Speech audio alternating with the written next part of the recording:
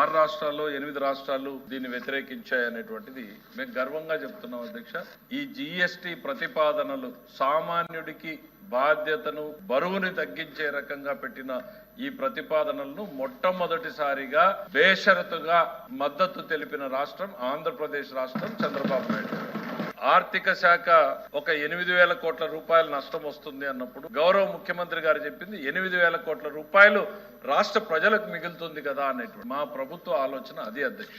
దేశంలో 6 రాష్ట్రాలు కాంగ్రెస్ పాలిత రాష్ట్రాలు, తెలంగాణ కావచ్చు, ఇతరులు కేంద్ర ప్రభుత్వాన్ని అడిగారు అధ్యక్ష. గౌరవ సభ్యులు యూపీ చెప్పారన్నారు అధ్యక్ష. అది కరెక్ట్ కాదు అధ్యక్ష. యూపీ చాలా one of the first states to support అధ్యక్ష దీని మీద. సో అది జిఎస్టీకి సంబంధించినటువంటిది. జిఎస్టీ గత 15 నెలలుగా అనేటువంటిది month by month, year on year పెరుగుతానే ఉంది అధ్యక్ష. లాస్ట్ 3 months 20% జిఎస్టీ గ్రోత్ ఈ స్టేట్ లో రిజిస్టర్ అయింది అధ్యక్ష. మీరు జిఎస్టీ మీద డీటెయిల్డ్ క్వశ్చన్ అయింది, సపరేట్ గా వీల్ హావ్ ఎ డిస్కషన్.